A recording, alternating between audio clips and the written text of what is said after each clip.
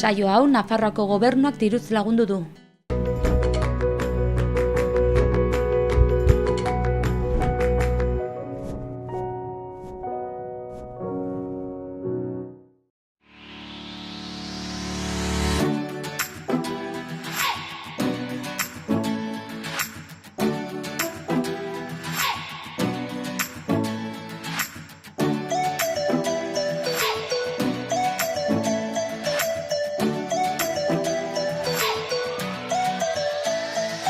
Arratsaldeon eta ongetorri maiatzaren 8ko saiora. Gaurkoan 3 elkarrizketa ekartzen dizkizuegu eta anitzak gainera. Lehendabizikoan Ainhoa Aznarez Igarze izango dugu, Nafarroako Parlamentuko lehendakaria, azkenengo 4 urte hauen ebaluaketa egiteko eta datozen hauteskundeei begira zenolako aurreikuspenak dituen edo zenolako programa daukan ere Podemosek, pixka bat horren gainean aritzeko. Orduan hori lehendabiziko elkarrizketa izango da, 3 izango ditugu, esan bezala, bigarrenean literatura landuko dugu. Daniel Sanz idazlea etorriko da eta argitaratutako bere lehendabiziko liburua ezagutuko dugu, Dena zekien gizona. Madrildarra da Daniel Sanz, han jaioa, han sortua, han hezitua eta 26 urterekin Iruñera bizitzera etorri zen eta zerotik euskera, kakotzen artean egiten dut, baina bai zerotik euskera ikasten hasi zen eta 3 urteetan ze bata lortu zuen eta orain euskarazko liburu bat argitaratu du. Interesantea. Orduan, hori bigarren elkarrizketan eta 3. Baiona eta Iruñaren arteko zubi berri bat eraiki da aurten ere, maiatzaldiari esker, eta horri buruz hitz egingo dugu gure 3. Elkarrizketa horretan. Karrikiriko lagunak izango ditugu horretarako. Orain has gaitezen gaurko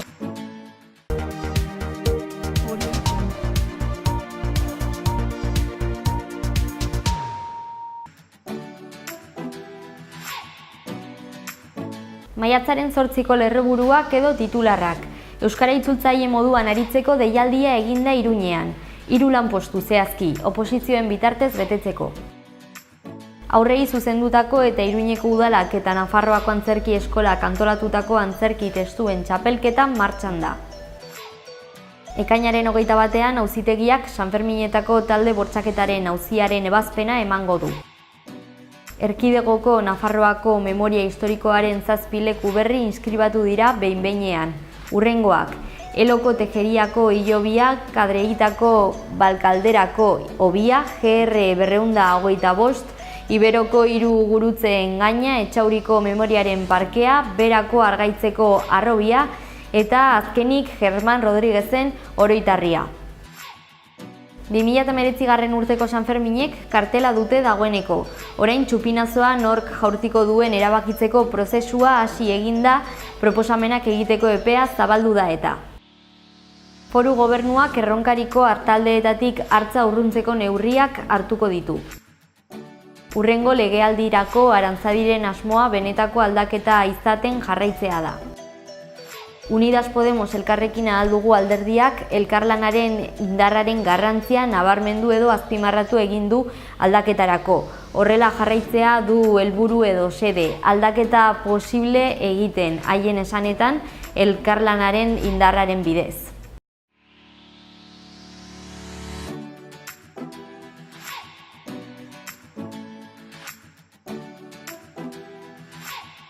Zero oso lainotsu egongo da gaur eta noiz behinka zaparrada botako ditu egunaren amaieran atertzera egingo du eta ostarteak zabalduko dira. Mendebaldeko edo hego-mendebaldeko haize bizia ibiliko da, arratsaldean bolada oso gogor batzukin.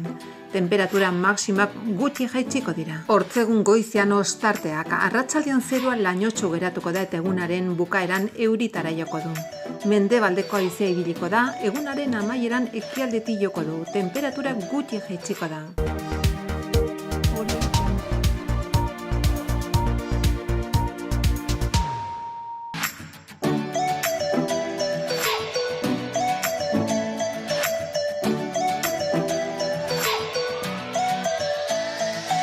Iruñerriko albisteen txanda, lehendabizi Eguesibar. Eguesibarreko hiritarrek bizikletak erosteko laguntza ekonomikoa jasotzeko aukera dute. Eskaerak ekainaren 30 arte aurkeztu daitezke eta subentzio hauen oinarri guztiak udalaren webgunean aurkitu daitezke. Berri gehiago Eguesibarri dagokionez. Aurrekontu parte hartzaileetara 7 proiektu aurkeztu egin ziren. Hoietatik 3 hautatu ziren, hiritarrek botoa emateko eta puntu gehien lortutakoa pump track zirkuitoa izan da. 700 boto hain zuzen. Maite Fuertes eta Josu Morenoren ekimena da. Hortaz, Eguesibarren bizikleta edo skate taularekin gozatzeko aukera berri bat izango da proiektu berri honi esker. Eguesibarrekin amaitzeko, bukatzeko albiste hau daukagu. Datorren ikasturteari begira udal haurreskolan onartuak eta baztertuak izan direnen zerrenda ezagutarazi eginda. Argitaratu eginda adibidez udalaren webgunean, hor beraz kontsultatu daiteke. Galarko zendea, maiatzaren 18an Euskararen eguna ospatuko da Eskirotzen. Egitaragua anitza da eta publiko guztiari zuzenduta. Taloak dastatzeko aukera izango da adibidez, karrikadantza ere burutuko da, puzgarriak izango dira, kontzertuak eta bar, Galarko zendearen udal web orrian topatu daiteke programazio osoa. Hori baino lehen, maiatzaren 18a baino lehen, aste honetan maiatzaren 11an antzerki bat taularatuko da Kordobilan arratsaldeko 7etan Krisalidaz izenburupean eta Bubulu teatro taldearen eskutik izango da. Goazen Etxaurirekin. Etxaurin jaien prestaketekin hasi egin dira. Honen gaineko besteen inguruko bilera deitu da maiatzaren 12ako, aste honetarako igandearekin arratsaldeko 6etan udaletxean. Irekia da, beraz, animatu.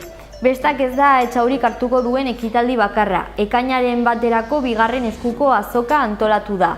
Plazan izango da Etxauriko plazan enparantzan eguerdiko 12etatik arratsaldeko 8ak arte.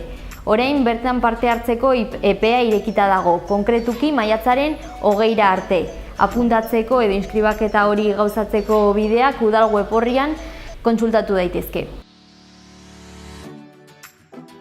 Akitzeko goazen Iruñera. Iruñeko udalak Zitadelako kiosko tabernaren kudeaketa udarako luzatu du. Armetegian ostalaritza zerbitzua abian edo martxan jartzen den bitartean. Armategiaren beheko solairuan kafetegi bat ipintzeko asmoa dago eta. Momentuz orduan Zitadelako koktel tabernataz disfrutatzeko aukera dago. Momentu hauetan asteburuetan, goizeko 11:30 hasita arratsaldeko 3etara arte eta gero arratsaldean berriro irekitzen du arratsaldeko 4:30 gaueko 9:30 arte. Udan arratsaldero irekiko du, soilik uztailaren 5etik uztailaren 17 arte itxiko da. Nafar hiriburuarekin amaitzeko udalak ere 243 bono eskaintzen ditu txantrea, oberena eta arrotxapeako instalazioen igerilekuetaz disfrutatzeko. Gaur ireki da eskaerak aurkezteko epea, 010 eta 948-420 zenbakietan egin daiteke inskribaketa hori. Iruñean erroldatuta egotea beharrezkoa da gutxienez aurtengo 2019 urte honetako urtarrilaren 1etik.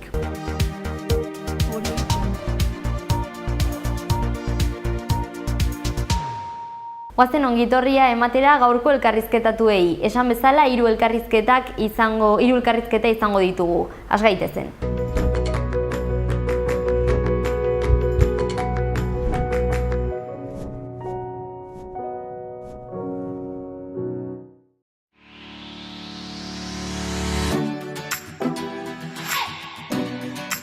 Hiru aste barru tokiko, erkidegoko eta Europako hauteskundeak izango ditugu maiatzaren 26an. Gaur gurekin Ainhoa Aznarez Igartza da Nafarroako Parlamentuko lehendakaria. Arratsaldeon. Arratsaldeon, bai guztioi. Zer moduz? Ondo, eta zeu? Ongi, eskerrik asko. Baita ere ez, bai. Bueno, hori, esan dugu, hemendik 3 aste barru izango ditugu hauteskundeak, baina orokorrak izan ditugu apirilaren 28an. Zer iruditu zaizkizu emaitzak? Beno, ikusi dugu daukagula estatu bat ezkertiar aldeari begira dagoela, bai? Nafarroan Podemos aldugu diputatu bat galdu du, baina berriz ere emaitza onak esan ditugu, ez? Horrek esan nahi du Nafarroako jendekiak, gizarteak, herritarrok, pertsonak ipinitugula berriz ere gure politiken erdian.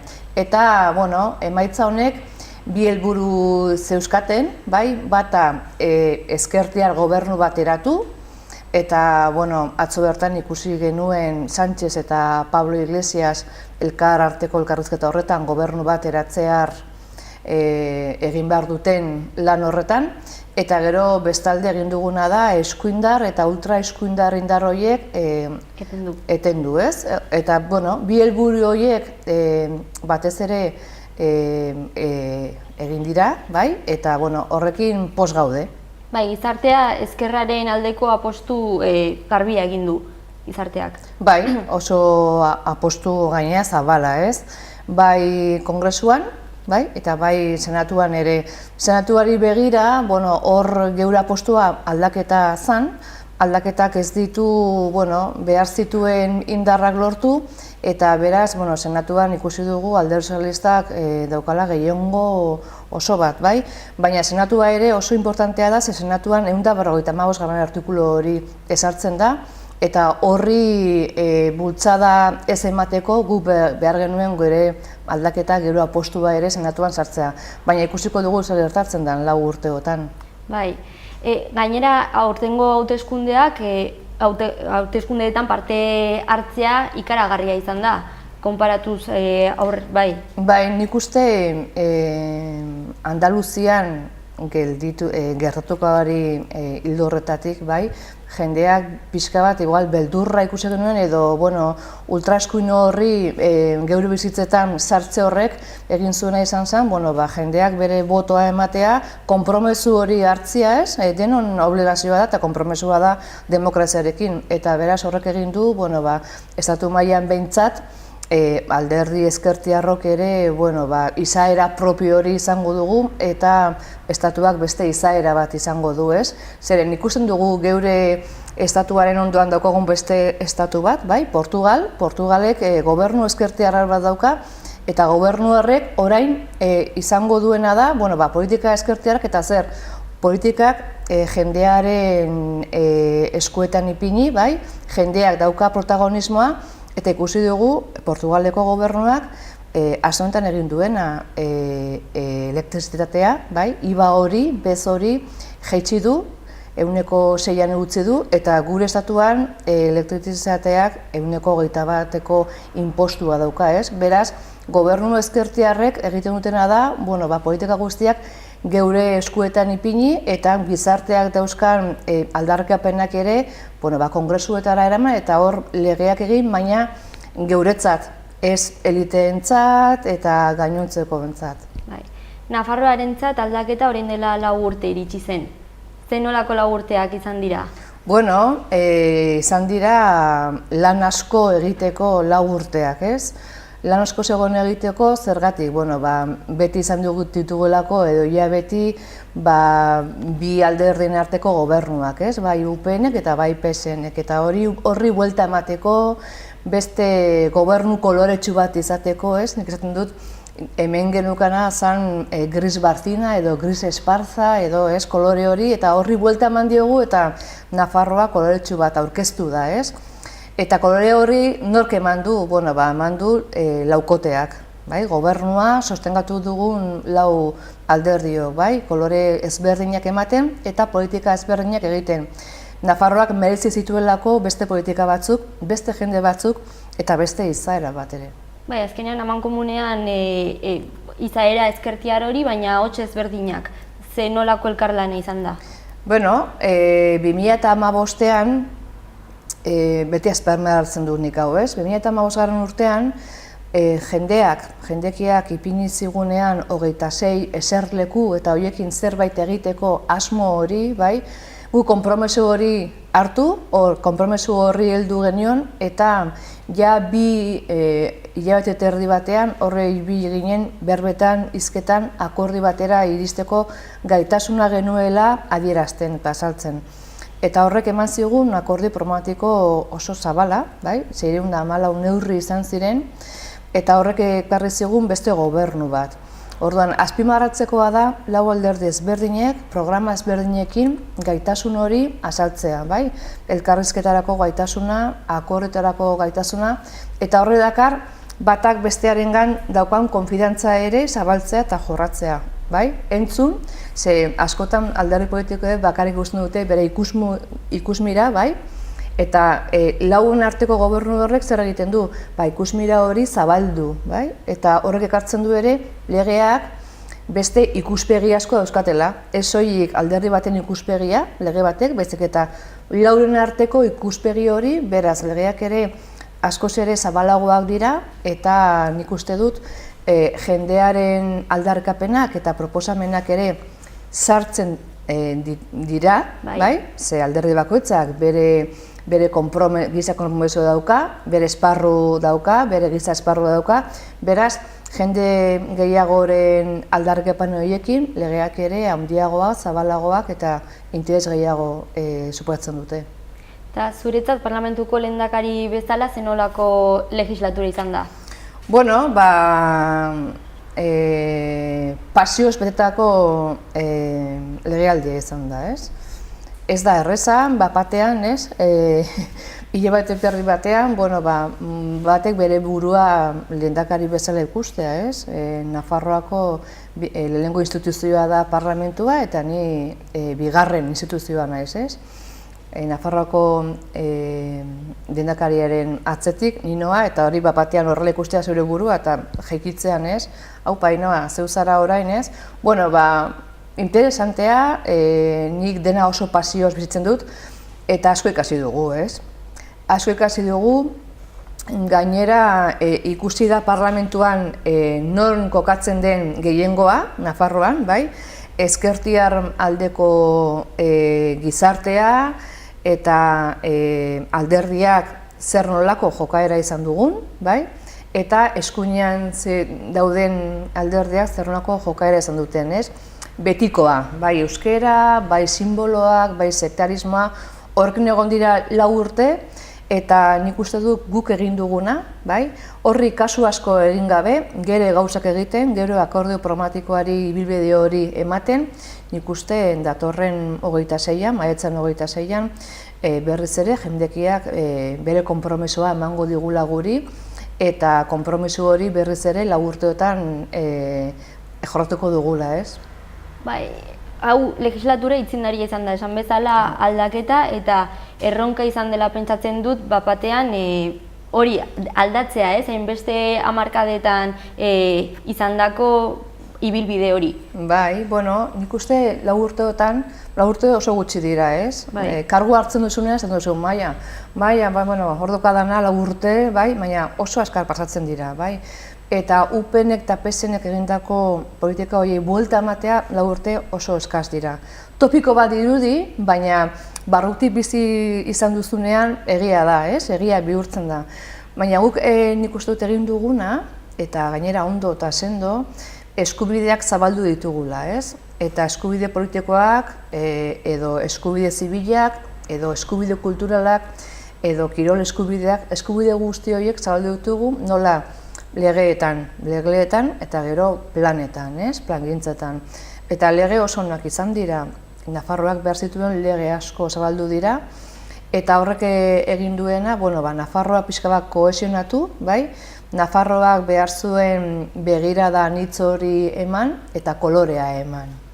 Bai, legeen artean Nafarroako maparena, berdintasun legea, pixka bat birpasagoa egingo dugu hasieratik zeintzuk, ezakit, erronkak guztiak izan dira, ez? Esan bezala aldaket. Eta gero beste lege bat, 4 urte hauetan, 4 urtez, landu dugun lege bat, foru berriarena. Hor kokatzen ditugu lege zibil guztia, kode zibil guztia, bai? Kode zibil bat geneukagun Nafarroan 1973 urtetik, frankismoaren garaitik. Imaginatu zer nolako kode zibila, ez? Frankismoak jasartzen eta sartzen zizkigun bere kode zibil guzti hori. Eta hori 4 urtez landu egin dugu, ponentzia batean, Nafarroako eskubide zibilean diazkoagun aditu asko pasa dira, familian adituak diren pertsona asko pasa dira parlamentutik, 4 urte egin ditugu ponentziak ia astero, eta azken plenoetan, azken osoko bilkuran, edo bai, aprobatu genuen, foro zibil berri horri, beraz, Nafarroak ere zabaldu du bere eskubide zibil guztia, eta gainera berritu dugu. Hainbeste hamarkadan berritu gabe, laukotea iritsi behar izan da, guzti horri buelta bat emateko, eta Nafarroa berriz ere lehen mailako elkidego bezala mapan ipini, estatu mailan eta baita Europa mailan. Ordua zen. Bai, legeak etorkizunera begira, baina ere iraganera begiratu duzue memoria historikoa garrantzitsua izan da, edo bere garrantzia islatu egin da legislatura honetan. Bai, 2013 urtean adostu zen memoria historikoaren legea eta garatzeke zegoen. Bai, UPN-eko gobernuek ez daukate memoria historiarekin bat egiteko gogo askorik, eta ikusi da, gobernuak eta parlamentuak askotan egin ditugu ekitaldietan, UPN-eko gutxi etorri dira, azaldu dira, ez daude horrekin oso eroso. Eta guk hor konpromiso bat daukagu, legeak baldin badauzkagu, lege horiek bete behar dira. Eta bete behar horrek ekartzen ditu ekitaldi asko egitea, eta familiekin, senideekin bat egitea, eta gauza asko egin dira, memoriari buruz, gobernuak ere horri heldu dio, parlamentuak emandako konpromiso horrekin, eta oso ondo egon da, nik uste dut, familiak eta senideak eta memoria historikoaren inguruan dabiltzan elkarteak oso gustora dela 4 urte hauetan egin diren hainbeste gauzekin eta egin dugun konpromiso horrekin, behar zan. Zer nolako egoeran gaude orain lortutako, esan dugu, oraindik denbora gutxi da 4 urte, errotu beharreko aldaketa da azkenean, ez? Zer geratzen zaizue egiteke? Gauza asko gelditzen dira. Lehen esan duten bezala, 4 urte oso gutxi dira gauzak. Hasteko bai, baina gauza guztiek errotu behar dira, ez? Eta gainera, jendekiak bereganatu, bereak egin eta horrekin bakoitza bere ibilbide pertsonalak eta garatu. Guk egin duguna 4 urteetan izan da guztiontzat segurtasun sare bat egin. Askotan politikak egiten dira errekurtso gutxiago dituzten jendearentzat edo krisi ekonomikotik gaizki atera ginen guztiontzat, baina ez dira politika soilik egiten gaizki gauden guztiontzat, baizik eta jende guztiarentzat, horrek esan nahi du, egin behar genuela segurtasun sare bat, denok izateko baliabide berdinak, denok izateko ongizate bat, eta hortan aritu gara, baina hori sendotzeko 4 urte gehiago, 8 urte gehiago aldaketak errotzeko urte gehiago behar ditu. Eta parlamentua alde batera utzita, Podemos alduguk zer moduz egin du azkenengo 4 urte hauetan? Podemos aldugurik gabe, etzegon aldaketarik.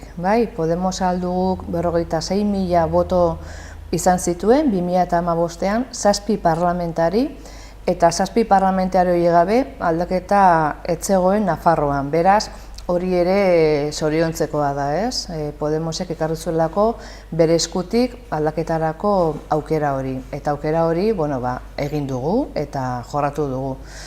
Gauza asko gelditzen dira, ikasi dugu ere politika nola egin behar den, oso gardenak gara, eta askotan, geure barneko aferak eta asko azaldu ditugu, hortan ere ikusi dugu oso gaztea ginelako, politikan. Baina, orain, beste Podemos sendoago bat daukagu, helduagoa, eta ikusi dugu, orain gure programa egiterakoan, prozesu horretan, beste Podemos bat daukagula, asko ikasi dugula. Eta Podemos duguren arabera zer behar du Nafarroak, zeintzuk izan behar dira lehentasunak? Bueno, erronka asko dauzkagu, ezta? Baina behar bada, erronkak ora pixka bat zehazteko, esango nuke lehenengo erronka ezberdintasun estrukturalekin bukatzea, bai? Hor dauzkagu genero ezberdintasuna, bretxa de genero deritzen hori, lurralde ezberdintasuna, adin ezberdintasuna, bai? Bueno, horrek estruktural ezberdintasun horiei buelta bat emateko, bueno, zer egin behar dugu, neurri fiskalak hartu, zaintzen ekonomia ere landu, bai? Eta horrekin ikuste dut kohesio gehiago izango dugula gero lurraldean. Gero beste erronka bat da, eta hori ez da Podemosek agerian utzi duena, baizik eta azken hilabeteotan munduko gazteriak esan diguna, ez da, mundua zaindu behar dugu, ez daukagula bigarren planetarik, bai? Eta hori, ostiraletan ikusten dugu, bai, telebistan eta baita Iruñerriko gaztek esaten digutena, Podemosek nahi duena da, datozen belaunaldiei ere gure lurralde on bat utzi, bai? Lurraldea ez da gurea, datozen belaunaldiek ere lurralde hau, gure eskualde hau, gure Nafarroa hau eta gure planeta hau bizi beharko dute eta ondo utzi beharko diegu. Horretarako Podemosek pasan legealdian mahai gainean ipini zuen klima aldaketaren kontrako lege bat etzen atera, ezin izan genituen 26 bozka horiek izan, baina lege hori mahai gainean daukagu eta horretarako ere lanean gabiltza. Eta gero beste erronka bada ere utzik gelditu den Nafarroa hori ere bete ez. Hainbat eta hainbat Nafarroko eskualdetan herriak utzi dauzkagu eta horri buelta bat eman behar zaio, ezta? Landa eremua ere zaindu behar dugu eta landa eremuari horri ere gure begirada ipini behar diogu. Eta gero hirugarrena, inor atzean ezin dugu utzi. Bai, krisiek, estafek eta eliteek jende asko atzean utzi dute eta gure erronka da jendea atzean ez uztea. Denok berdintasunean bizi behar dugu eta aukera berdinak izan behar ditugu geure bizitza plenoa izateko. Eliteekin erlazionatzen da askotan eta ere zerikusia du hutsik geratzen diren herri horiekin AHT-aren proiektua. Zenolako iritzia daukazue horren gainean? Podemosek argi utzi du ez gaudela AHT-aren horrekin, bai? Konforme, ez gatozela bat AHT-arekin, guk negula giza tren bat, tren soziala. AHT horrek egiten duena da, tren, abiadura handiko trena Nafarroan zehar pasatu, baina ez da herri geratzen, eta hor izan ditugu kezka asko. Tafallako eskualde horretan eta hainbat alkate eta alkatesa kalera irten dira, zeren beraien geltokiak bertan bera gelditzen dira. Jendeak AHT hori hartzeko egin behar duena da, bere kotxe hartu, autobusa hartu eta AHT horrek daukan geltokiraino iritsi. Beraz, Nafarroa kohesionatzeko eta badukagu trena. Tren hori Madrilera joateko AHT bat egin baldin badugu, ingurumena deusezten baldin badugu, ordu laurden bat aurreratzeko, bai, guretzat hori ez da alternatiba. Alternatiba daukagun trena da, tren horrek merkantziak ere eraman behar ditu, AHT-ak ez ditu merkantziak eramateko gaitasunik, bai? Eta gero ere, Europako kontu tribunalak ere esan digu AHT-ak koste ekonomiko izugarriak dauzkala, bai? Eta deuda batean sartuko ginatekela berriz ere. Gainera, Nafarroak UPN-ren gobernuekin gure deuda, gure zorra, hirukoiztu du. Bartzinak bere gobernua 500.000 milioiko zorrarekin hartu zuen eta 3.500 milioiko zorrarekin utzi du. Beraz, zorro horri zer egin behar diogu. AHT-ren zorra ere gehitu, horrela ezin da Nafarroa garatu eta horrela ezin ditugu berdintasun politikak zabaldu. aipatu duzu ingurugiroa ere, HDarekin ere aipatu egin duzu, baina esan nahi dut, ostiralero kalera mobilizazio horiek. Izan ere, Podemos aldugu horrela sortu zen 15 ondorietako bat izan zen, ez? Eta azkenengo boladan ikusi egin dugu gizartea oso mobilizatuta dagoela, bai pentsionisten gaia dela edota martxoaren 8 Altsasuko kasua. Ze momentutan gaude, nola ikusten duzue gizartearen joerak edo jarrera? Beno, estafa batean bizi izan gara, gehien daukatenak gehiago jaso dute, estafa horrekin ez da, aberatsagoak egin dira aberatsak zirenak, jadanik zirenak ez da, estafa horrekin eta behekoak, hau da langileak, biztanle xumeak eta geroz eta okerrago gaude, bai? Horrek ekarri du, emakumeok urteetan zehar, martxoaren 8an atera izan gara, ezta? Baina egin duena da, bai emakume adineko emakumeak, edo gazteagoak, edo adin ertainekoak bildu eta sistema patriarkalaren kontra azaldu, ez? Sistema patriarkal horrek oprimitu egiten gaitu, eta horren kontra, martxoaren 8an egin ditugun grebak, primerakoak izan dira, ez? Kristonak izan dira, ez?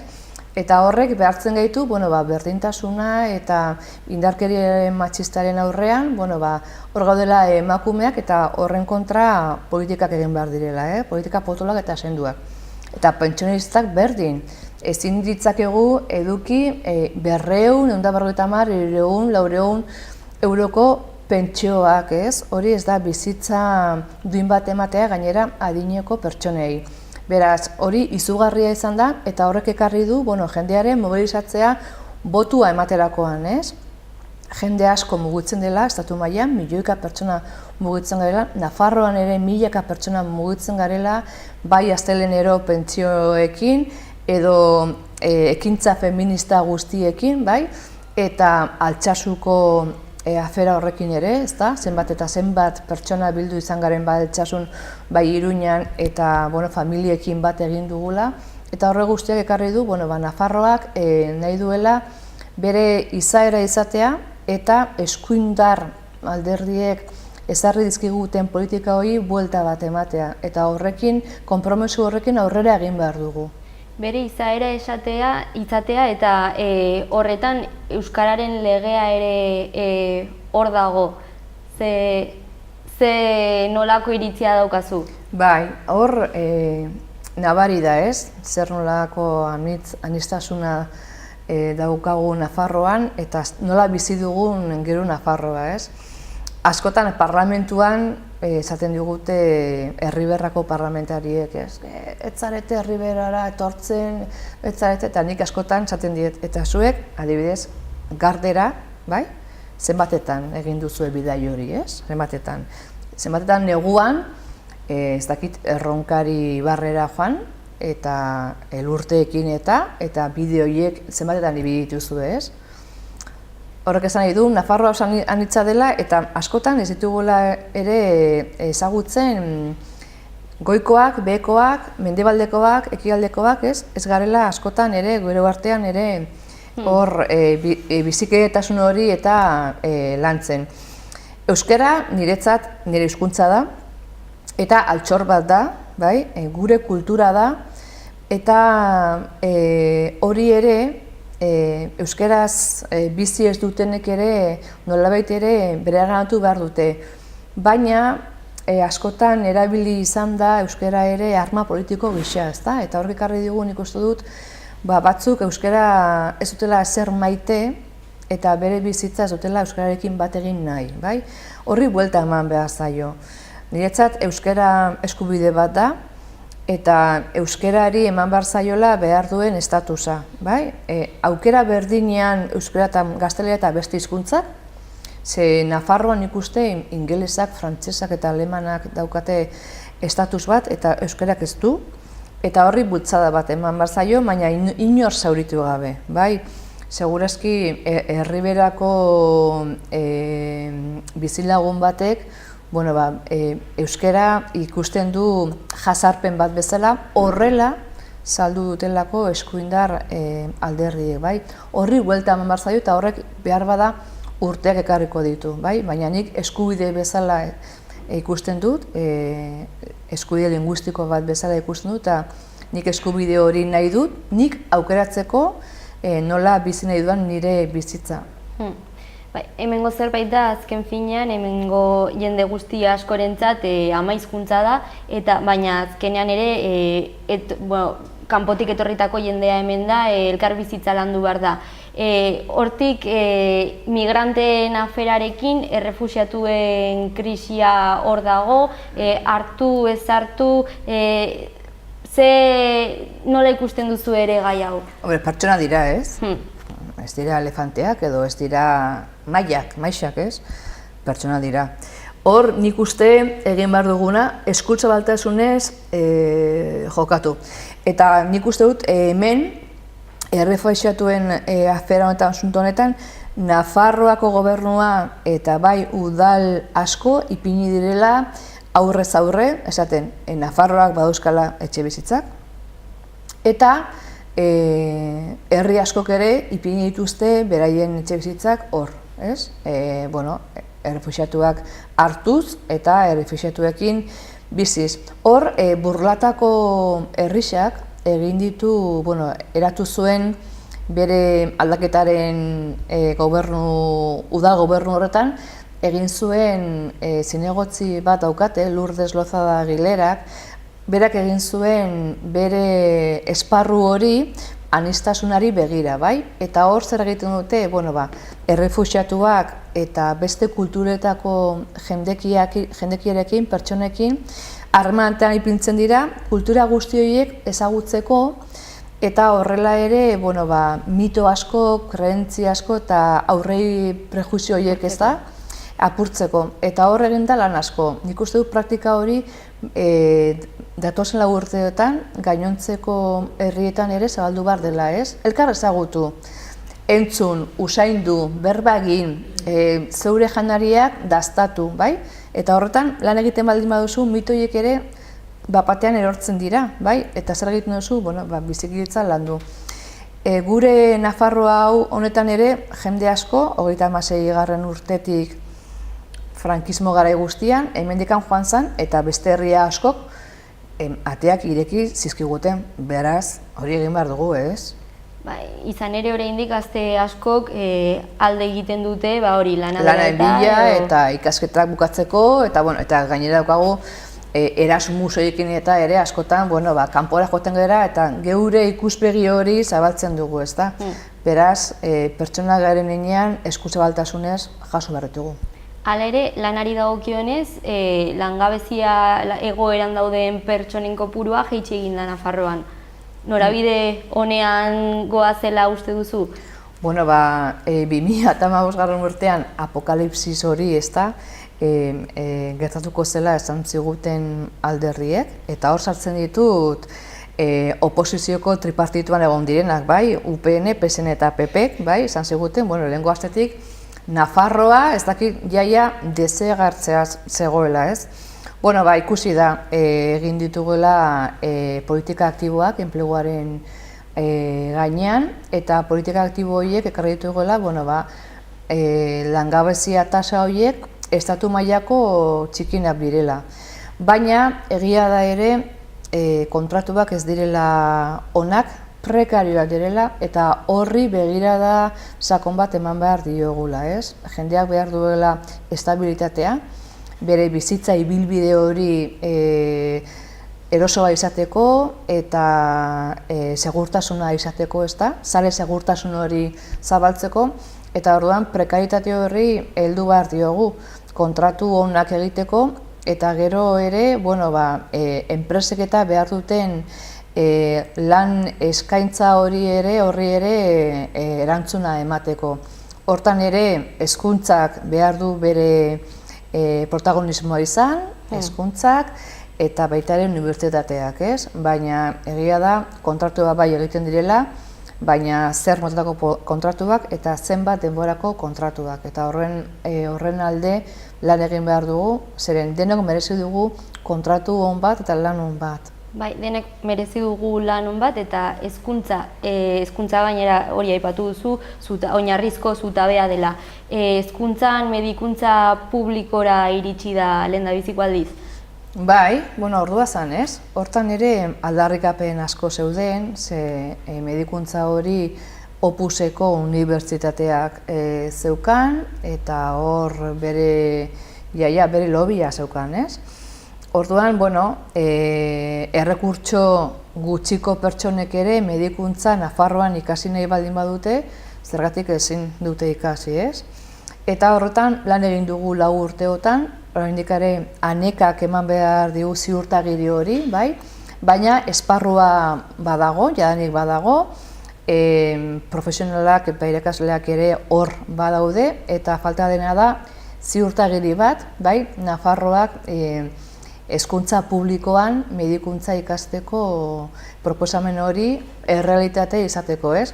Berriz ere aldaketan gauden alderdiok hori lortu dugu. Hamarkada askotako aldarrikapen bat, hamarkada askotako proposamen bat, eta 4 urteotan hori ere ekarri dugu Nafarrora, zoriontzekoa da ere bai. Orduan, ebaluaketa positiboa izan dela esan daiteke? Bai, eskasa, denboran eskasa, bai, 4 urte oso eskas direlako, baina oso positiboa bai. Eta nik uste dut hori ere jendekiak, nik pertsonekin hitz egiten dudanean, herri eta jendeak hori ondo hartu duela, ez? Karo, ipintzen ziguten esparru horretan, UPNek, PSNek eta PPek, bai, Nafarroa hori, mapatik kenduko genuelakoan edo, jendeak ikusi du, 4 arteko gobernu bat ere oso ona dela, demokratikoagoa dela, lan gehiago egon behar dela, zeren guk astero departamentu guztiekin bilera geneuzkagu, elkartzen ginen, eta horrek lan gehiago ekartzen du, baina lan horrek sendotzen du beste politika bat egiteko proposamena eta izaera, ez? Orduan, zenolako aurreikuspenak dituzue maiatzaren 26-erako? Edo dituzu? Bai, ni ziur nago berriz ere laukoteak izango duela gehiengoa. Eta behar bada gehiengo hori zabalduko dugula, ez? Zabalduko dugula zergatik, jendeak ikusi delako politika hauek oso onak izan direla Nafarroak behar zituen erantzunei, behar zituen aldarrikapenei erantzuna emateko, eta, demokrazian ere sakontzen delako gehiago, ez? Eta gero, hasieran esan dudan bezala, legeek ere beste ikuspegi zabalagoa daukatelako, eta horrek onura gehiago ekartzen dizkigulako, bai? Eta, 4 urteotan elkar ezagutu dugu, eta elkar egiteko lanean ere gaitasunak ditugula, adierazi eta azaldu ditugu, beraz, 26an nik uste dut bozkak ere 4 kolore horiek izango dituztela, eta hemen izango garela. 3 aste barru ikusiko dugu. 3 aste soilik, bai. Bai, eskerrik asko, Ainhoa. Zeuri, Ainhoa.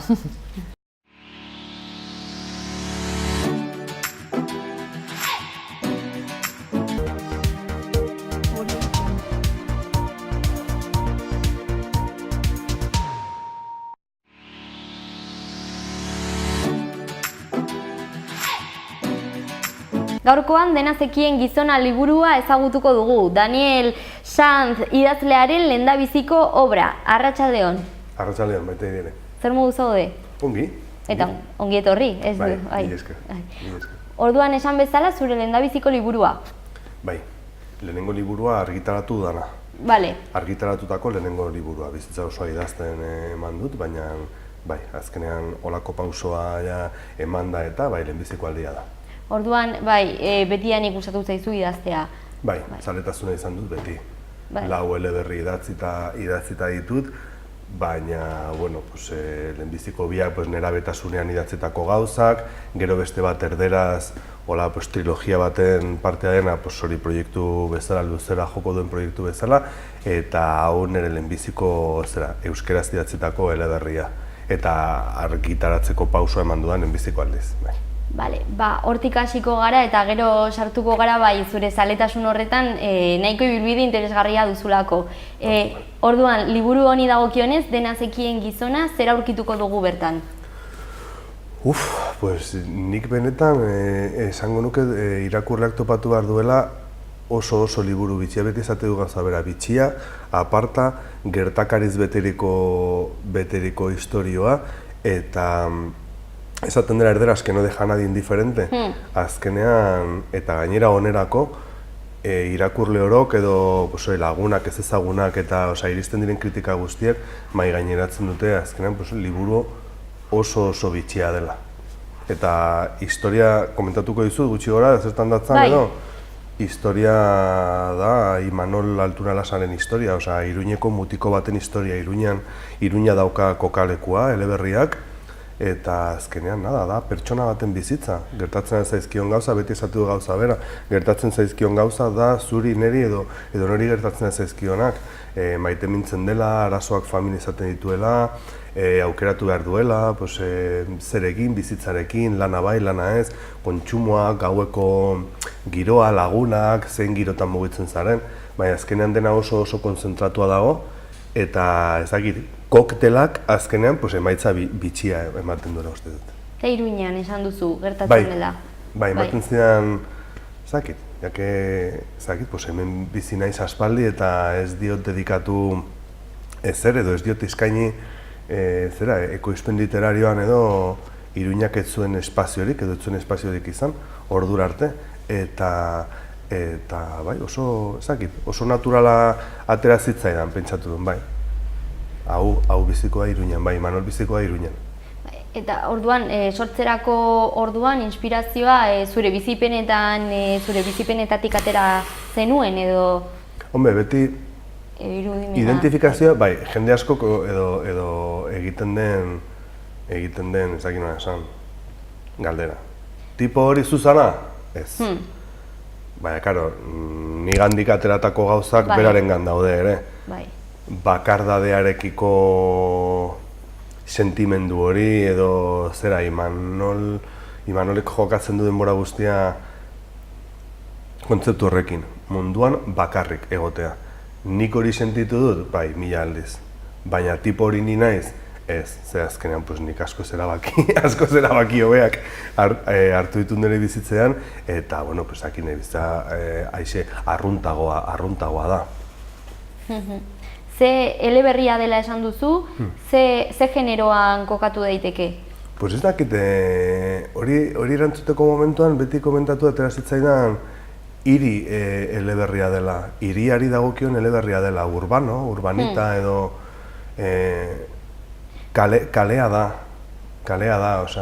Imanolen dantza da, hiri batean bizien pertsona baten dantza. Hiri batean bizi, hil, maitemindu, ondatu, berpiztu, ulertzen, bai, genero urbano edo, bai. Mutil gaztea da. Bai, gazte izatetik, eske eleberriaren ze misterio handinetariko bat, azkenean bere ibilbidea eta berak, gurak bezala, egiten du bere ibilbidea, eta, klaro, zer gertatzen, eta ez da misteriozko eleberria, baina azkenean, bai, nola bukatu behar duen, jakiteak sortzen du jakin mina. Nik galdetutako orori, edo WhatsAppak edo mezuak jaso. Dani, ze kontxo gertatzen ari da tiponekin? Nola bukatu behar du? Zer gertatzen ari da? Orain hau gertatu da. Ulertzen? Baina bai, mutiko gaztea izaten edo, mutikoak gaztea denean hasten da. Eta gero, bere bilakaera. Denborarekin jolasten duelako eleberriak, ez dakit, saltoak daude leku bat... Ez, ibilbide arrunta, zure bizitza deskibatuko bagenu bezala. Eskolan hasi nintzenetik, institutu horrela gertatu zen, gero hau gertatu zen ere familian, eta bar.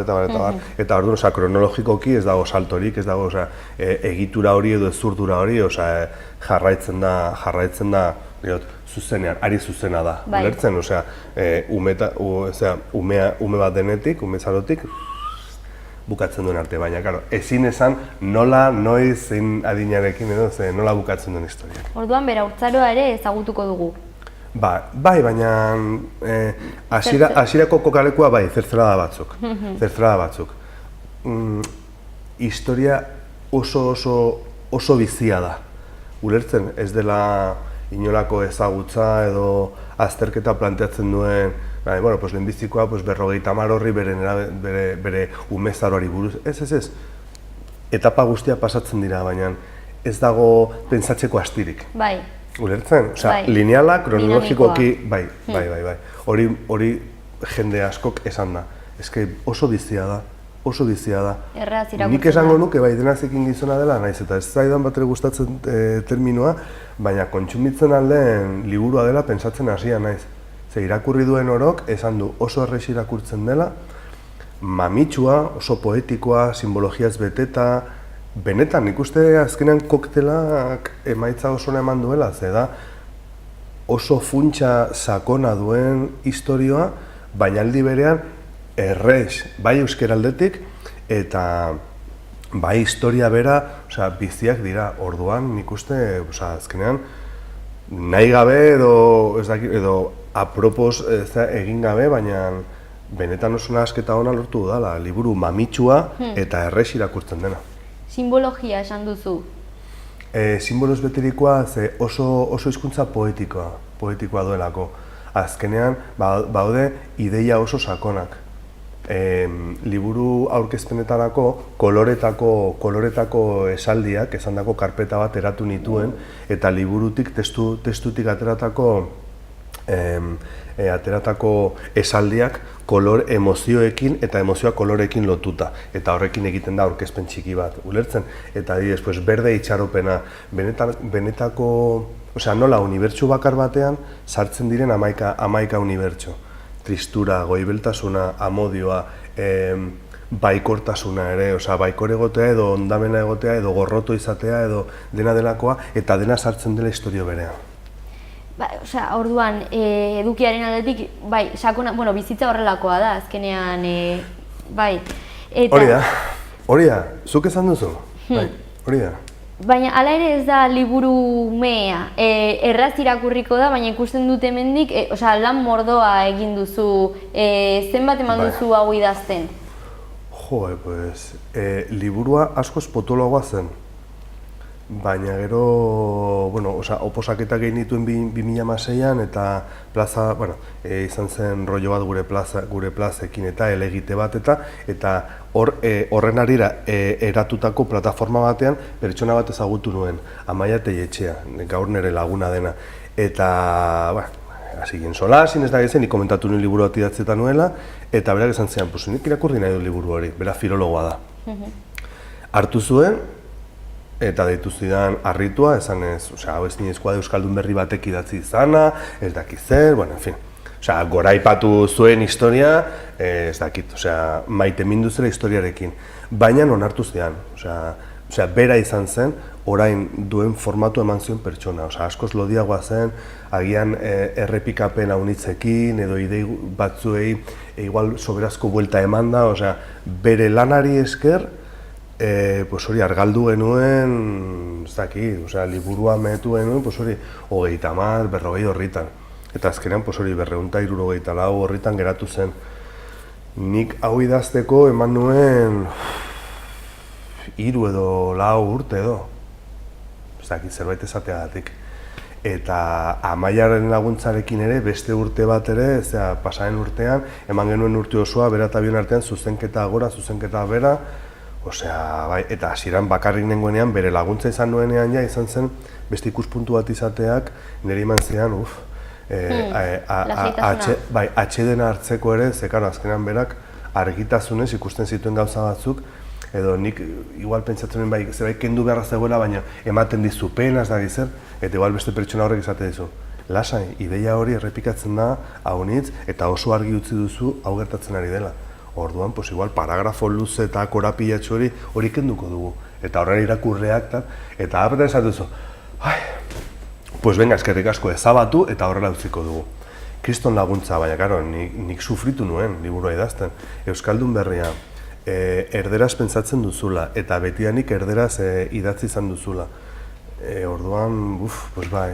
Bai, Madrilen jaioa zarelako zu. Bai. Madrilen jaioa, hezitua, eta... Bai, dena. 26 urterekin etorri zinen Euskal Herrira. Hori da. Iruñera. Hori da. Bai, eta hemen euskara ikasteari ekin zenion. Bai. Bai, zergatik etorri zinen, zergatik euskara ikasteko nahi hori? Ba, beitu, aurreko astean egon nintzen Madrilen, Euskal Etxean, liburuan aurkezpena egiten. Eta hor, Burgoseko ikaslea, Japoniako beste ikasle bat, bueno, eta komentatu nien nik uste euskaltegira joatea izan zela literalki maleta hola egon geran utzita egin nuen lehenbiziko gauza. Literalki hori izan zela pentsatu nahi du Txantreako aekako euskaltegi hoi horretara, orain itxita dagoena eta aspaldi ja ez duela jarduerarik. Zergatik hona etorri? Madriletik ateratzeko momentua iritsi zelakoan, hau da, Madriletik ateratzeko ordua iritsi zen. Arrazoi mordorengatik. Madril oso hiri xarmangarria da, baina bizitzeko niretzat izan zen ja too much. Eta ateratzeko.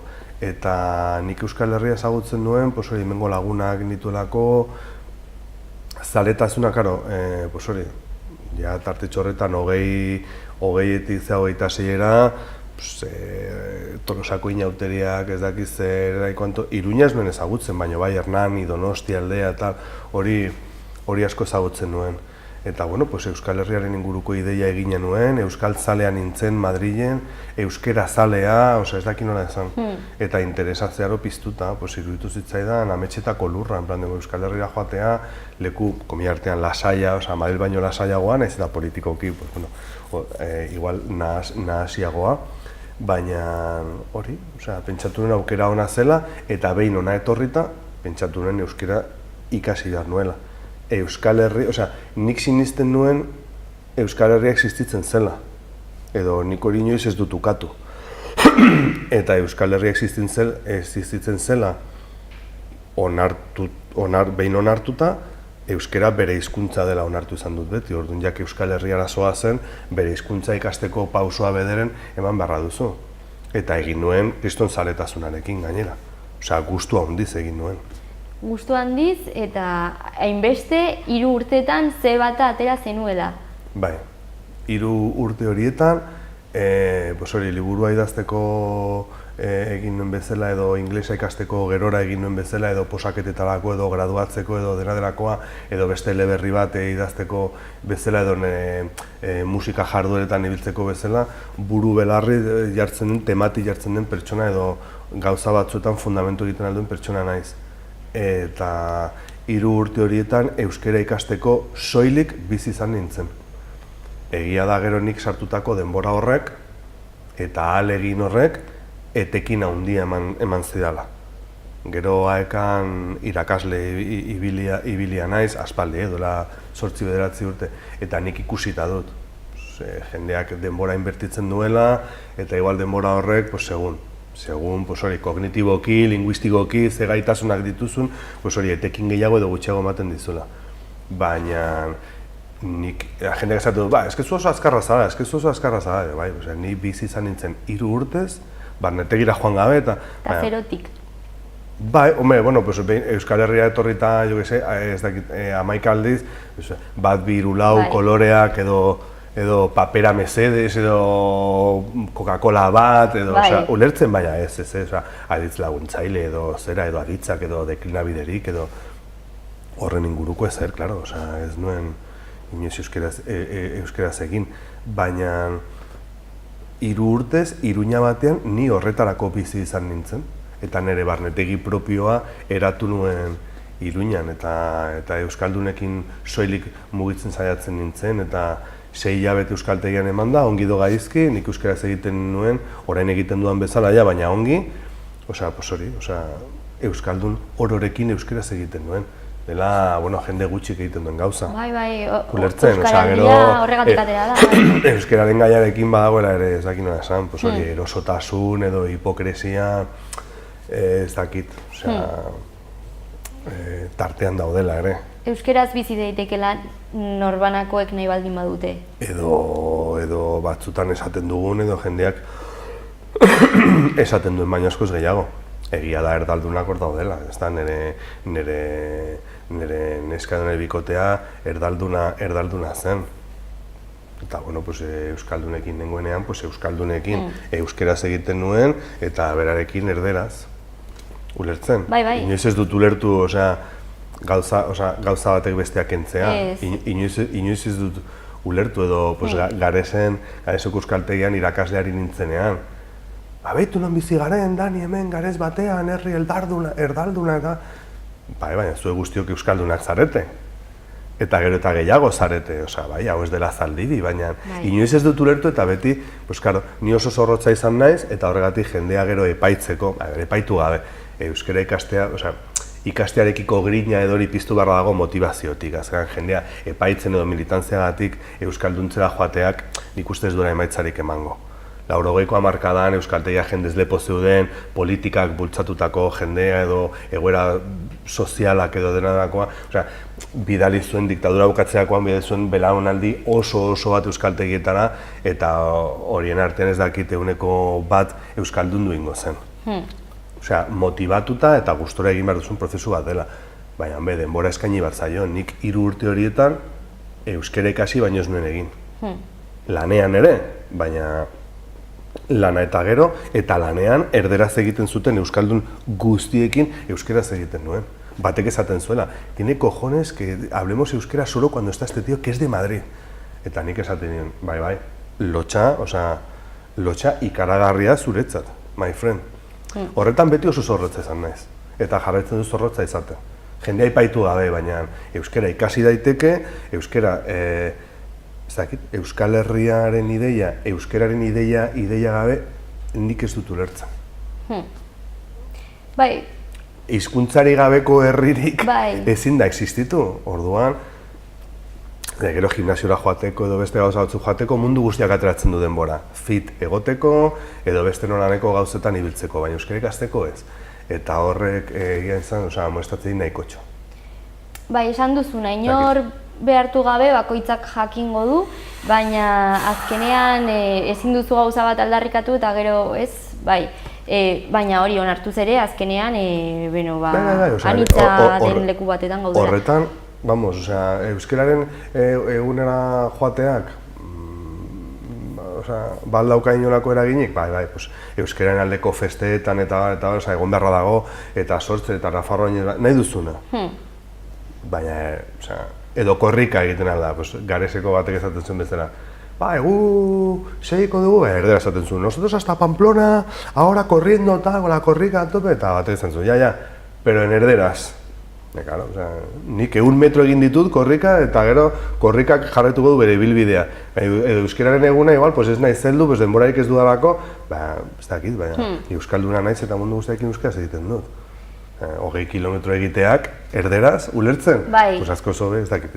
Orduan, kulturarekiko maitasun horrek bultzatu zizun zuri, edo, kulturan altxor bezala, edo ez dakit, gauza berri bat ikasteak, ere zu garatzeu izana ere, guzti horrek, orain euskalduna zara, horretan bukatu da dena, eta izan ere irakaslea zara de ereduan. Ez dakizu zeharro nagoen euskaldun izateagatik. Benetan, Benetan, zeharro nagoen. Nik magisteritza titulu atera nuen Madrilgo Unibertsitate Autonomoan, eta hona etorri eta euskalduntzen hasia euskalteiko lagun batek izan zean. Zu irakaslea zara, ez da? Orduan, igual titulu bat atera eta gero hemen irakaskuntzan aukera gehiago eta behitu, hasi nintzen duela 9 urte edo, eta AEKako lanarekin uztartzen nuen bitartean, eta gero 2016ko posaketetan plazatera nuen. Eta momentuz, orain San Franciscosko lanari naiz, oso gustora, eta ez dakit. Pozik? Beti nahi izan dudan gauza, naiz maixua izatea beti izan dut burutan, eta maixua naiz, oso pozik nago bai.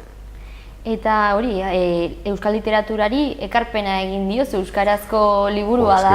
Eske esaldi hori oso potola da. Amaiak esaten du, ez da liburuen zuzentzaileak, esaten du benetan uste duela Denazikin gizona eleberriak benetan ekarpen bat egiten diola euskal literaturari. Nik ez dakit hori esatea oso hitz potoloak diren edo ez, baina ez dakit, ez da nola nahiko gauza eta ez dakit oso prozesu polita izaten ari da, plazer pertsonala bezala hartu nuen, gero autoargitaratze prozesu hori erabateko naturaltasunarekin eraman dut, nik egin dut dena, nik prestatu dut Iruñeko aurkezpena 70 bat lagunekin, azkenan hor Arrano elkartean, eta Amaika elkarrizketa, telebista, gaur hemen, zera Amaika telebistan ere, hainbeste edabidetan, Berria, Notizias, ez dakit, oso ongi ateratzen ari da. Autoeditatu duzu. Bai. Niri gustatuko zitzaidan, orain probatu dudala zer den autoedizioa, igual hurrengorako formato hori aukeratuko duzu zenean. Baina bere momentuan nik porrota bezala, frakaso bezala hartu nuen. Nik horrela hartu nuen, oso, arrotza sentitzeko erraztasuna dudan pertsona naiz, eta pentsatu nuen, inork ez du nire liburua nahi. Nire liburua oso txarra da.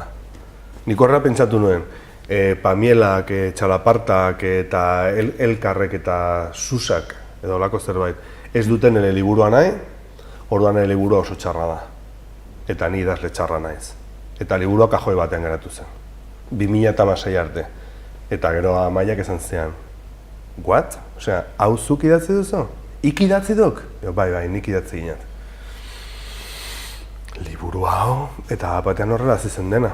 Eta gero, bai, badagoela bizitza, argitaletxetatik zera. Bai, zalantzari gabe. Bai, eta esan duzu, erantzun positiboa jaso duzula. Bai, hombre, 300 ale oso modestua, baina diot, inondik ere aterata, eta momentuz 2 edo 3 hilabeteko ibilbidea, 300 ale horiek ia salduta daude, Elkarreko saltokietan, 2. eta 3. salduen artean 2. edo 3. dakitzen zenen bizikoa, eta agertzen zen hori izenburua eta argitaletxea, eta gero nirea, Denazikin gizona, autoedizioa. Ni naiz Euskal Herri osoan, Elkarreko saltokietan saldu duen edo salduenetan dauen 2. pertsona, ni, ulertzen. Bai badagoela bizitza, baina hasieran porrota bezala hartu nuen, hori hartu beharra dut.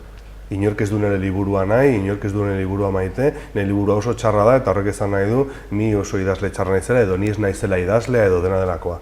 Nik nire burua idazletzat hartzea, hori nahiz eta hemen nagoen nire liburuaren kontura eta zuek deitu didazue, inondik ere ezagututa nire liburuaren berri emateko, hori ez dakiz kontxo gertatzen den, baina ni naiz idazlea sentitzen. Amaiak galdetzen dit aldiro. Bueno, hi ere, idazlea sentitzen jaiz edo ez, porque orain ez baldin baina ez idazlea sentitzen, kostata, baina orain egindako ibilbidearekin, orain beste, 2. edizioa, beste 100 ale aterako ditut, baitugulako oraindik ere jorratzeko bide batzuk, institututan sartu edo nolabaiteko plana, aurkezpen gehiago. Iruñeko eta Madrilgo aurkezpenak eta gero, hemendik oso gutxira agian, orain justo hitz egin behar dute AEKako Gareseko edo Izarbibarko AEKako arduradurarekin. Gares, Etxarri Aranatz, igual Tuteran egiten aldazeo zer ere bai, gero iparraldeko aldizkari pare batekin harremanetan jarri naiz ere, orduan, auskalo zen izango den Denazikin gizonak egiten duen bidea. Nire asmoa da, ahalik eta bide luzeena izatea. Baina, ez dakit, mentas hai bidai esperantza, eta momentuz oso ibilbide polita egiten ari da. Ez zinalaiago, benetan, poza handia.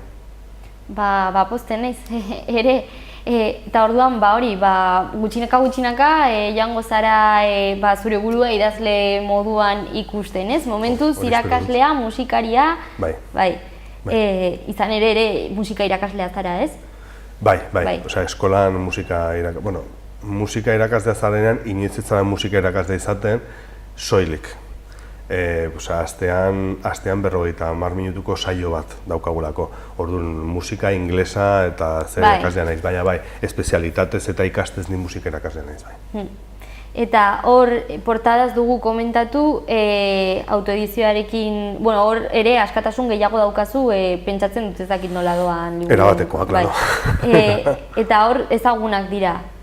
Bai, hauek dira Andres, Dani eta Cristian, eta fijatzen baldin bazara, hor hemen Andresek dauka jantzita, hori da egurreren zera. Zure taldea? Bai, gure taldearen kamiseta, eta 2009ko Nafarroa oinez batean, lakuntzan izan zela, deitu ziguten, goizeko 10 edo jotzeko, deskontrol baino lehen.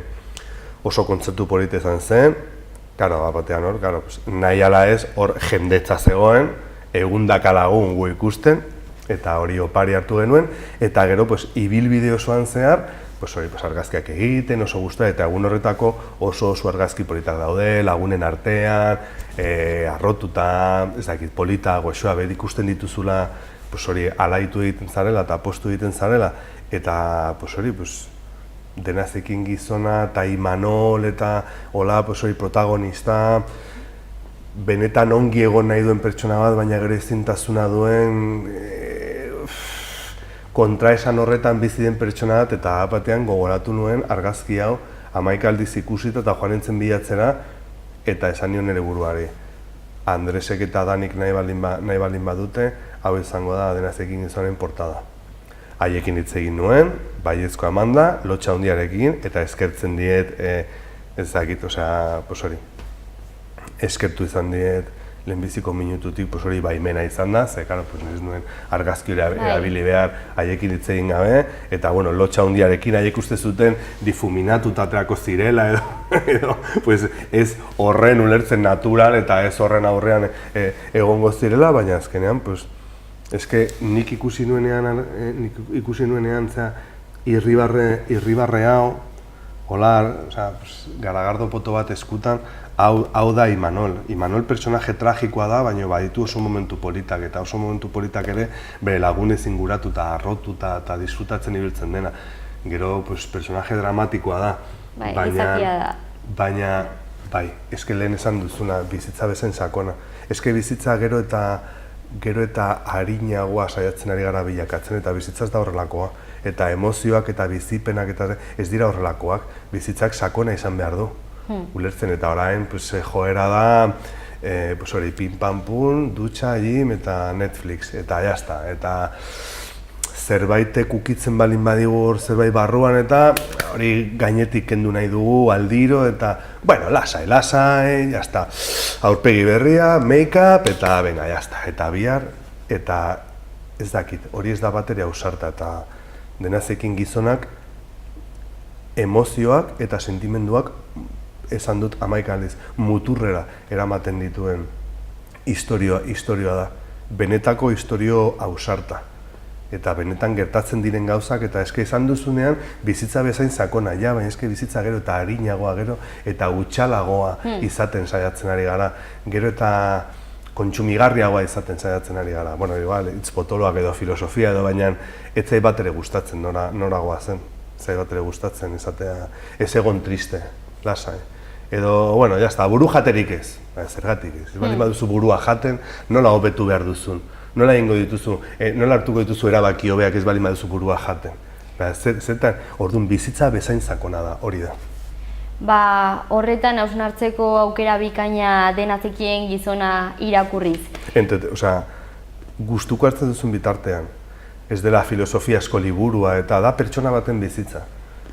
Sakona bezain eramangarria, bezain bizia. Bai. Eta orduan esan duzu, elkarren adibidez aurkitu dezakegu, liburu dendetan. Elkarreko, Euskal Herri mailan, Erkidegoan, Iparraldean eta Nafarroan ere, elkarreko saltoki guztietan eta web orrian.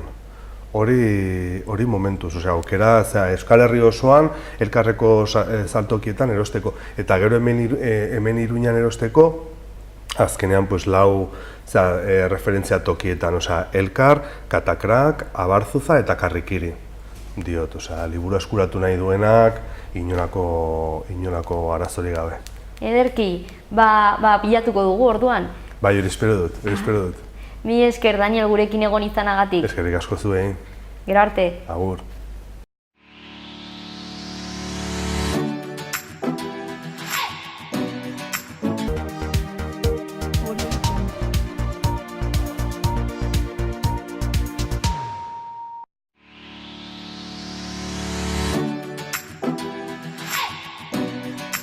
Atzo maiatzak 7 asteartearekin maiatzaldia hasi zen hemen Iruñean eta Baionarekin zubi bat eratuz.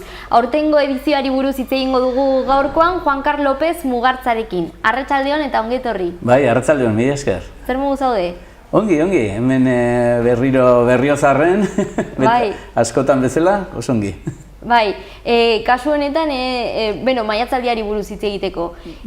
Bai, bada, nik uste dut, Iruñerri osoarentzat, bada ekitaldi polit bat, eta nolabait beti urtero nolabait tradizio edo iakatu den gauza bat. Ekitaldia, maiatz aldizkariaren aldetik antolatzen da, bera da antolatzaile nagusia, baina Baionako elkartea da, Baionako aldizkari literarioa, baina bertan hemengo jende askok idazten du. Hemengo berrizartar bat ere badago, Josu Jimenez Maia, oso famatua hemen bere herrian, eta han ere idazten du. Eta maiatz elkarteak aspaldidanik egin nahi zuen hau. Beti aipatu izan da, bidazkatzea dagoela Jumelas famatura. Iruña eta Baionaren artean, eta gero egia zen, ez zen gauza handirik egiten, ze era ofizialean ez zen egiten. Baina maiatze aldizkariaren ikuspegitik bazegoen asmoa, hori nolabait benetan egia egiteko, ezta? Erlazio hori mantentzea gutxienez literaturaren aldetik. Eta orduan hitz egin zuen hemengo elkarte batzuekin, eta hasieratik baietz esan zuten, Karrikiri elkartea, Zaldiko Maldiko elkartea, eta Nafar Ateneoa.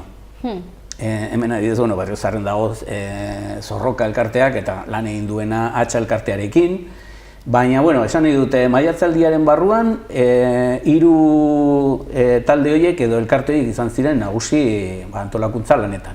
Eta orain batu dira, eta hasieratik ere, Hatxa elkartearen hemengo ordezkaritza nolabait, baita ere egon zen lanean, eta gaur egun Zizpa gaztetxekoak. Jende gaztea ere sartu da, gainera oso motibatuta literaturaren aldetik, eta horiek dira Baionakoak, Baionako gaztetxekoak. Gutxi gora bera, orduan, maiatza iristen delarik, jende guztia, hasten da pensatzen, maiatzaldia egingo ote den. Bai. Oda, ez dakit Karrikiri elkarteak atera duen diptikoa. Eta, hori da gutxi gora bera.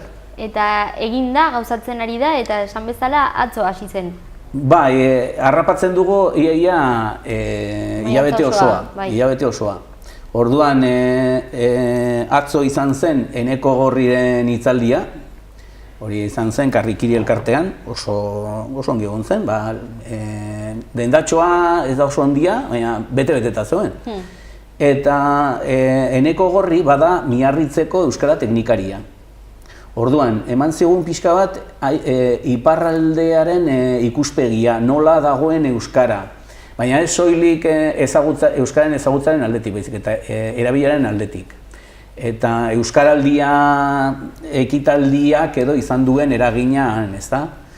Eta, hori oso interesgarri izan zen, bera ere gauzak azaltzeko moduan oso didaktikoa delako, ez zen izan halako hitzaldi serio bat, burutsua, inork ere ulertzen ez duena, baizik eta oso parte hartzailea, eta nik uste dut gauza asko sortu zirela, galdera asko sortu zirela guretzat ere interesgarriak direnak. Elkarrizketa izan zen. Bai. Bere hitzaldia, baina tartean nahi baldin bazen nuen galderaren bat egin zen ezake, eta gero eztabaida ere oso polita izan zen. Ikustea, Euskal Herrian martxa ezberdinak daudela, ezta? Ez da gauza bera erkidego autonomoa, edo Nafarroa, edo iparraldea. Hemen Nafarroan nahiko gaizki gaude, segun nor dagoen. Baina gutxienez euskara ofiziala da, zeinbait lekutan, baina han ez dago, ez da ofiziala inon ere ez. Orduan, gu gaizki baldin bagaude, haiek okerrago. Eta zer egin behar dugu egoera horretan? Hasi behar dugu negarrez, edo zerbait proaktiboak izan behar dugu. Egoera txarra baldin bada, saiatu behar dugu hobetzen. Eta orduan berak eman zizkigun iparraldean edo erabiltzen dituzten klabeak, estrategiak nolabait egoera txar bati aurre egiteko. Euskaraldiaren aurrekariren bat bazegoen, ez? Beste ekimenen bat martxan jarri zuten. Bai. Iparralden. Bai, Euskaraldiaren baino lehenago, beti berak 8 urte darama bere postuan, eta orduan beti eraberaren aldeko ekitaldiak egiten zituzten. Baina egia esan, berak esaten zuen bezala, hau izan da ariketarik hoberena. Erakusteko zen olako zailtasunak dauzkagun euskaraz bizitzeko. Gure herrian, Euskal Herrian. Adibidez, bat zegoen gauza polit bat, eta bat zen, adibidez, elbarrituen elkarte batekin bat zeukaten erlazioa, eta orduan elbarrituen elkarteak askotan egiten duena da, arazo fisikorik edo motorik ez daukaten jendeari, esaten die, begira, egin dezagun egun batean, ibilaldi bat, hirian zehar, aulki batean. Ikusteko zenolako zailtasunak dauzkagun elbarrituok, ezta? Gauza bera, antzeko gauza bat, egin zen, baina euskararen alorrean. Saiatu egunero, egun osoa euskaraz aritzen, abertze gerta dakizukeen, ezta? Oso zaila da euskaraz bizitzea eta euskaraz aritzea egunero. Eta orduan horretaz ere konturatu ziren, adibidez, aipatzen zuen Baigorri bezalako herri batean. Baigorritarrek esaten zuten, baina guk ez dugu arazorik erabilaren aldetik, nahi dugunean egiten dugu. Eta euskararen ondoren esan zuten, arrazoia zenuen, ez dugu egiten beti nahi dugun guztietan, ze tortzen baldin bada kanpotar bat, badazpa ere egiten diogu frantsesez. Joaten baldin bagara kanpora, ondoko herrira, ez ezagun baten aurrean, frantsesez aritzen gara. Ez diogu lehenengo hitza ematen euskaraz. Orduan, oso interesgarri izan zen Eneko Gorriren hitzaldia. Orduan, hori izan zen jorratu zenean lehendabiziko hitzorduan. Esan duzu nahiko parte hartzaile izan zela eta solasaldi literarioak ere eskainiko dira. Bai. Hau, hitzaldi hau, pixka bat euskararen inguruan eta ikuspegi tekniko batetik ikusita, baina Maiatze elkartea ez da soilik euskaltzaletasuna bultzatzeko elkarte bat edo euskaren erabilera sustatzeko elkarte bat, badela, hori ere be. Baina bereziki bada elkarte literarioa. Orduan, beste gauza batzuen artean bere helburua da literaturaren arlo guztiak sustatzea. Bai prosa, bai olekigintza, entseilua, antzerkia, orduan, baina iparraldeko aldizkaria da gehien bat. Orduan hor pastoralak eta horiek ere idatziak eta argitaratuak izan dira. Kontua da, ez dutela izan nahi, ez dutela bizi nahi txoko batean. Haiek nolabait egon nahi dute Euskal Herriaren bihotzean. Eta horretarako egin duten izan da zabaldu horriak edozeinentzat. Eta orduan nik uste dut gaur egun, hemen Iruñan badaude idazle batzuk, nolabait maiatz aldizkarikoak ere badirenak, eta beste batzuk hatxa elkartekoak. Orduan ezin da esan, soilik iparraldeko elkarte bat denik edo dela. Ze bere nahia da benetan Euskal Herriko izatea, eta nik uste dut lortu dutela. Eta horregatik, literaturaren ikuspegitik gauza asko antolatu dituzte, bai Baionan eta bai Iruñan ere. Esate baterako? Hemen baduktekat programatxo bat, ez dakite ikusten den, beltza eta txuria, maten du nahiko funebrea, baina Maiatz aldizkariaren nolabait kolore korporatiboak esaten direnak dira. Betidanik, hasiera-hasieratik, ja 30 urte edo ez dakitzen bat dituen, dira 1982an, orduan kontuak egin behar dira. Ja, lehenengo zenbakitik txuri beltzean egiten zen. Eta, hemen arrosa batzuk agertzen dira, Baudelairen arrosa gaizkiaren arrosen modukoak direnak. Eta nolabait hori Baudelaire buruan izanik, olerki gintzarantzat lekua ere badago. Ireki dute helbide elektroniko bat interneten, maiatzaldia@gmail.com izenekoan, eta horra jendeak bidaltzen ditu bere olerkiak eta bere testuak, bere prosaz ere bai, maiatzaldian irakurriak izateko, hori irekia, gauza irekia. Eta horretaz gainera badaude beste idazle batzuk, nolabait ponentziak egingo dituzten, ezta? Orduan, hitzaldi horiek izango dira, Baionan 21ean, eta Iruñan 30ean, maiatzaren 30ean. Tartean ere badugu beste hitzaldi tekniko bat, Zaldiko Maldiko elkartean, hori izango da maiatzaren 16ean, torriko da Sebas Kristi, hori da Azparneko zinegotzia dena, eta horrek hitz egingo du euskoaren inguruan. Eusko da txanpon bat, euskalduna, erabiltzeko herriko dendetan. Euroak erabili beharrean, gure txanpon propioa edo erabiltzeko. Eta nolabait konsumismoaren kontra edo jokatzeko eta herriko dendak eta herriko produkzioa eta ekoizpena bultzatzeko. Eta horretaz, Sebas Kristik hitz egingo du Zaldiko Maldikon. Baina zuk galdetu didazunez, alor literarioa, alor literarioa gertatuko da bereziki Baionan hilaren 21ean eta hemen Iruñan hilaren 30ean. Orduan, oso bitxia da gauzak nola planteatzen diren maiatzaldian. Euskaldunak, Nafarrak, joaten gara Baionara gure hitzaldian batera. Eta baionatarrak, lapurtarrak etortzen dira onera. Nafarrak eta lapurtarrak esaten denen, esan dut, Iruña eta Baiona hauen iritziz, maiatz elkartikoen iritziz, badira nolabait leku metaforikoak. Badira leku geografikoak, baina horretaz nahiena, Iruña da hegoaldeko hiriburuzagia. Lehen Euskal Herriko hiriburuzagia esan ohi den bezala, hegoaldearen isla. Eta Baiona, izango litzateke, iparraldeko hiri guztien eta idazle guztien isla edo ordezkari. Orduan, Iruña eta Baiona biak batu egiten dira. Eta orduan berdin da, hitzaldi bat ematea edo Baionan edo Iruñan. Nolabait leku geografiko ezberdinetan egon arren, gaude leku erromantiko eta metaforiko berean.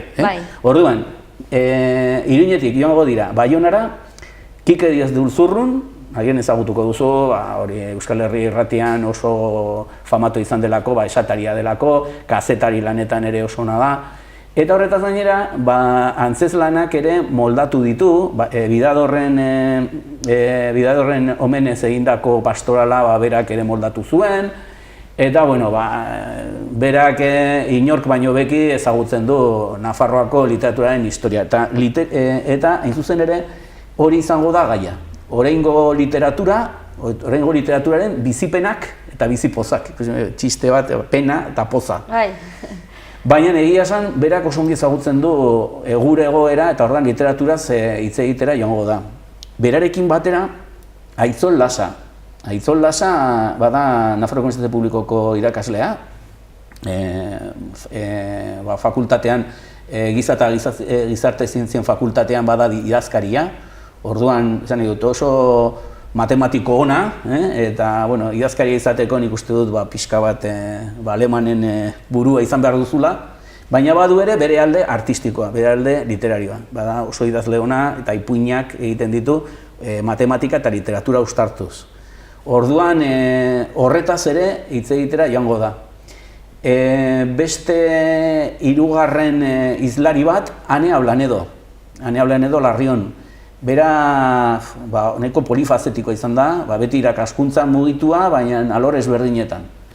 Bai literatura irakasle bezala edo hizkuntza irakasle bezala, baina baita ere pedagogiaren alorrean lan asko egina du aholkulari bezala eta gurasoekin, eta bere lana ez da soilik irakasle batena baizik, eta norbait tutore batena. Bai. Eta orduan, idazle moduan ere oso fina. Orduan, hirurak egongo dira Baionan. Eta gurekin joango da gitarra jole famatu bat. Edmundo Lakort deitzen dena, hori da batzuk esaten dute. Hori nor da, Eduardo Lakasta, gizarte zientzien fakultateko dekano hoia edo nor. Ikusten dute eta oso antzekoak dira biak, bata bestearen alter egoa, azken batean bere pseudonimoa da. Baina jotzen duenean, Edmundo Lakort da, eta irakaslea denean da Eduardo Lakasta. Orduan hori beti badago hori joku artistiko hori, baina gurekin egongo dena izango da musikaria. Eta dena bideratzaile bezala izango da Lucien Etxezarreta. Lucien Etxezarreta da hau dena antolatu duena, da Maiatz elkarteko burua. Argitaletxearen zuzendaria eta aldizkariaren zuzendaria. Eta gero, Iruñera etorriko direnak, ez dakit gehiagi luzatzen ari nahi zen. Lasai, honekin bai. Iruñera etorriko direnak, dira hemen badaukat ere zerean, testuan, lau izlari etorriko zaizkigu. Katixa Dolare, Mai Zubeldia, Iñaki Etxeleku eta Erik Risarri. Horiek ere hitz egin beharko dute gai berberaz. Baioina eta Iruña, oraiko literaturaren bizipenak eta bizipozak. Eta, Katixa Dolare bada irakasle bat, Baigorrin aritzen dena, eta literaturaren esparruan nolabait irakaslea, baina doktoretza lortu zuena. Baita, orduan, bera idazle bezala eta irakasle bezala aritzen da bietan. Orduan, dirudienez, nik ahoar batzuk eskatu nizkion Luzieni, niretzat batzuk ziren ezagunak, eta idatzi zuen eleberri famatua edo ospetsu egin zena, deitzen dena Biribilgune. Eta orduan, hortan, gaur egun Frantzian gertatzen ari diren arazoen inguruan aritzen da. Ez dakite Gillette John edo txaleko horiena aipatzen den, baina arazo sozialak aipatzen dira, immigrazioa, islamismoaren egoera, eta hori gehien bat Frantziaren egoera eskoletan ere, laikoak direlako eta gero erlijioak daude. Orduan, baita ere Euskaldunen ikuspegitik. Baina hori oso interesgarria omen da. Nik ez dut ezagutzen, Katixa Dolare, baina kontatu didatenez, interesgarria da. Gero, Mai Zubeldia, hori Donostian jaioa, baina beti iparralden bizi izan dena. Bizen landetan eta gaur egun Ziburun uste dut. Eta Azkainen Urruñan eta Hendaian egon da irakasle ikastolen mugimenduan. Eta orduan, horrek egin du bere ibilbidean, musikaren alorrean, hainbat disko, eta badu ere antzerkiarekin lotura. Eta egin omen du antzezlan interesgarri bat. Aipatu beharko du, ikusi egin beharko genuke, entzun baino gehiago. Eta da, deitzen omen da, oroitzen naizeno, eta bada Alzheimerraren inguruan. Oroitzen naizen arte, Alzheimerra. Orduan, nik uste dut Mai Zubeldiarena ere oso interesgarri izango dela. Eta beste bi gehiago, Iñaki Etxeleku, aipatu nahiko nizuke, ze horrek idatzi du liburu bat, Bretañan gertatu diren istilu batzuen inguruan, badagola Zad izeneko lurralde bat Bretañan, bada zonalde, Arrantxeman, Difere. Leku bat, garatu beharrekoa dena, baina geroko uzten dena hori. Eta leku horiek honela izendatuak daudenean, gordetzen dira zerbait soziala egiteko, eman dezagun. Eta entrepresaren batek hartu nahi baldin badu, herriak badu eskubidea esateko, ez. Hori dela ZAD, hori da zonalde garapeneko zonaldea dela, baina gordetzen dela beste une baterako egiteko. Baina hori egin nahi dute aireportu bat. Eta orduan aireportu horren kontra agertu da jende guztia. Eta deitzen diote, ZAD horri deitzen diote jendeak, deitzen diote zone à défendre, leku bat defendatu beharrekoa. Ze ezin dute hor aireportu bat jarri, leku hori jendearen zadelako, jendearen aurreratzeko. Eta bukatzeko Erik Dixarri, bada Baionako poeta bat eta baita ere antropologoa. Eta bueno, nik uste dut oso lan polita egingo dutela lau hauek hemen Iruñan. Anitza gainera eskaintza, bai, gaiak denetarik. Bai. Eta orduan, oso ongi azaldu duzu, baina gero etxetik ere kontsultatu dezakegu agian patxadaz. Bai, Karrikiri elkarteak hartu du bere gain, nolabait zabalkunde lana. Oso lan bikaina egin dute, bereziki, horre jende hona dago, Ondarru oso famatua da, Solis Etxaburu deitzen dena. Ondarruren lana bikaina da, oso isilekoa. Esan nahi dut, berak ari asko mugitzen ditu, baina inorez da konturatzen. Beste batzuek ematen du nik egin dudala hemen nagoelako, beste jende asko dago gure atzean. Eta orduan Jon Bujanda, horre Karrikirikoa. Orduan badaude nolabait han neska bat, hau da, ez zoritzen neskaren izenaz, baina Karrikirin lan egiten duena da, eta Oretirekin batera, eta bera izan da publizitateaz arduratu denak, kuadroak eta hauek egin dituenak. Eta orduan, sartzen baldin bazarete Karrikiriren webgunean, han badaukate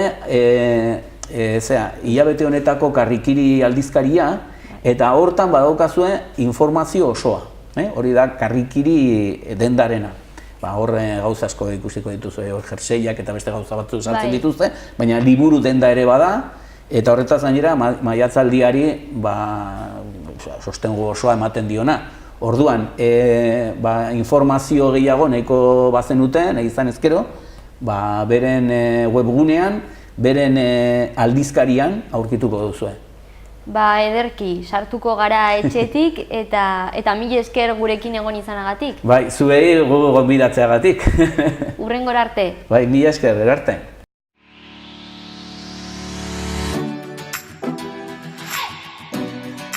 Amaitutzat emango dugu gaurko programa. Eskerrik asko gurekin egon izanagatik eta bihar arte.